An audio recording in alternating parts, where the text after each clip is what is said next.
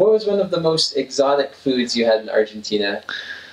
Uh, I had a couple. So my last couple days with one of my favorite families, we had um, something called a guatiada, which is just they get a cow head, wrap it in tin foil, make a hole, bury it about 10 feet deep in the hole with some ashes, throw it in there, bury it again, and let it sit for about 36 hours.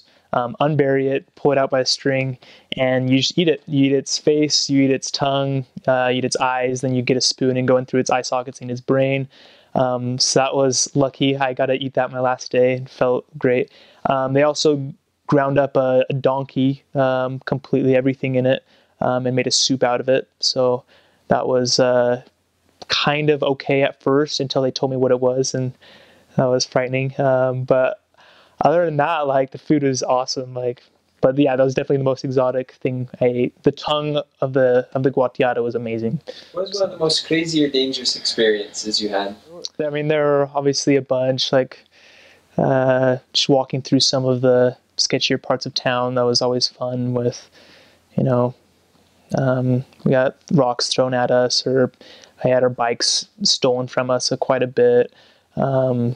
People would come up with weapons or whatever. I think one of that storm that I told you about earlier, that was pretty intense, scary. Just flooded everything, including the church. And then I got hit on my bike a couple times I got hit by a taxi driver, full on, somehow survived. Angels just saved me. I front flipped over the taxi. Was just going probably 40 miles per hour on my bike that didn't have any brakes. And we collided head on with the taxi and just flew over and was totally fine. Ran up and caught the bus because we were already late for the bus. So that was great. Got bit by a dog. Pooed my pants. All those kind of fun things.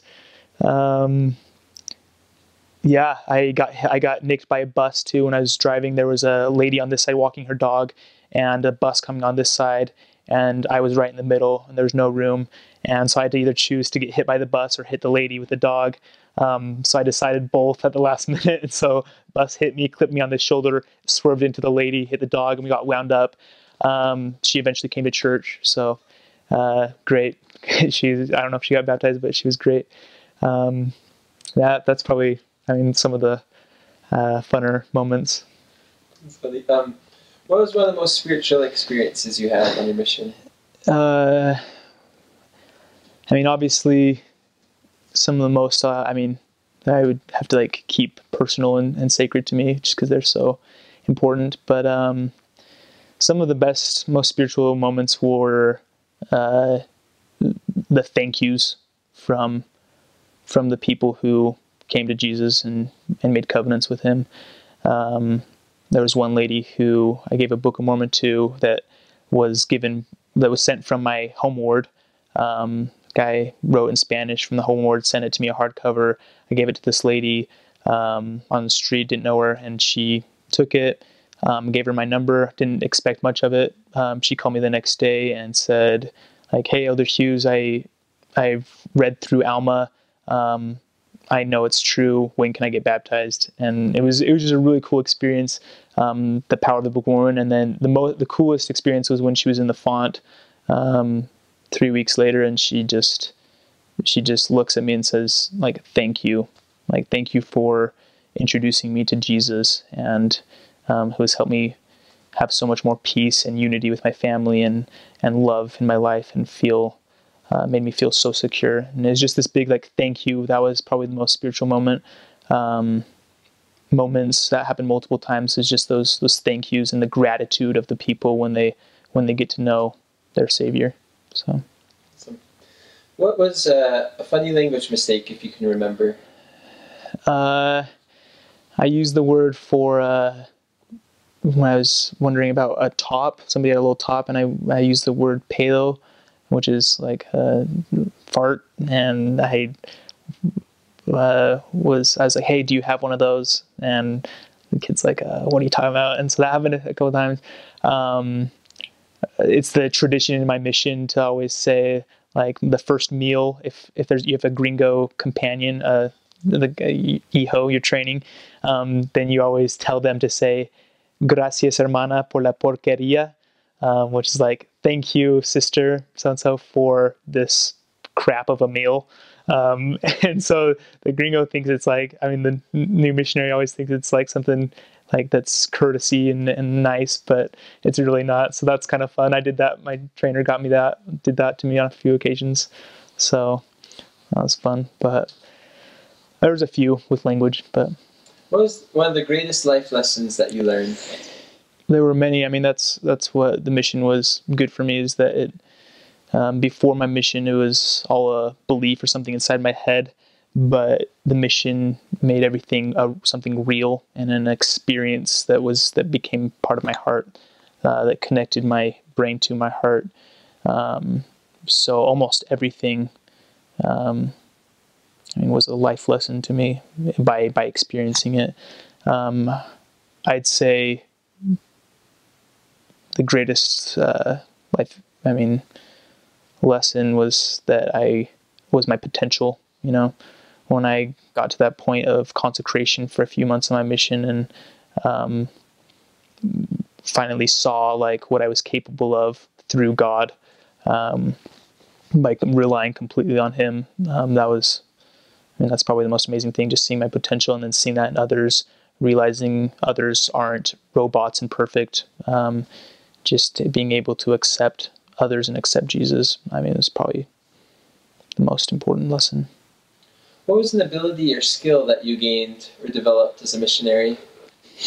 I learned how to cook rice really well. We cooked rice every single day. Just because we didn't have much else to eat, especially in the areas where there's no members. So got really good at cooking rice. Learned how to breathe steam out of my mouth.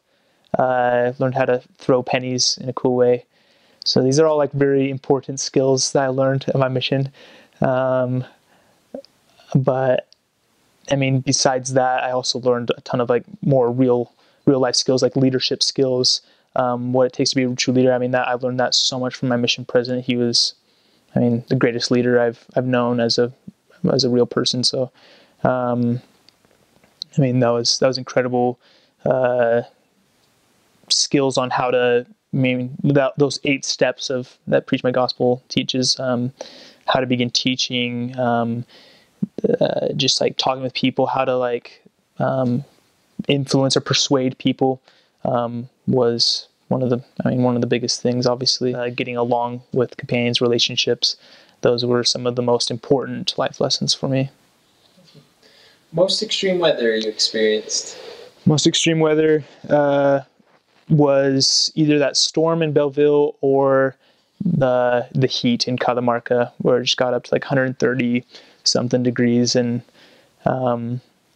just any inch of shade you could get. Sometimes we find ourselves like side edging along a wall because there's a tiny bit, like a couple inches of shadow, of shade there. So just the heat during the siestas when not even the dogs are awake and you're going out there. And that was probably the most intense weather. What was one of the hardest things that you experienced on your missions? Experiencing my pride, for real, for the first year or so. Just overcoming my pride of thinking I could do things on my own and in my own way, and that I was right, and my companion couldn't understand me, and I guess the hardest thing was trying to understand others rather than seeking to be understood. That was, just that pride of the first year or so. Getting over that was the hardest part for sure. The weather and all that really wasn't a big deal. It was just overcoming that emotional and spiritual difficulty of turning my life over to Jesus, and realizing the paradox of the more I bless others, the more I'm blessed. So, what's the best advice you could give to a missionary just heading out? Gratitude. Just look for the small things to like enjoy your mission. Remember that the smaller things, like agendas and going out to work on time and the obedience are all means to the end of your purpose, which is bringing others to Jesus Christ, inviting them to accept the gospel. So as long as that's in your mind, I think you'll be happy as a missionary, and the happier you are, the better you'll be and the more successful you'll be, and just the better outcome you'll have. So just gratitude and remembering your purpose. And then finally, what's the best advice you could give to a returned missionary who's just getting home? Baby steps, as my friend Dr. Marvin would advise. Baby steps is, obviously that was the biggest thing that helped me through my pride at the beginning of my mission, was just tiny goals one at a time, and continuing to accept Jesus in the day, living day by day, not by because when I got home, I didn't feel a purpose in anything I did, no matter what, whether it be dating or school or like going to church or even reading my scriptures. I felt no purpose in it. So that was the hardest part. So I think once I came to just live day by day and find those daily victories in what I did, and giving the rest to Jesus, then that's when I was able to feel peace and feel purpose and feel good.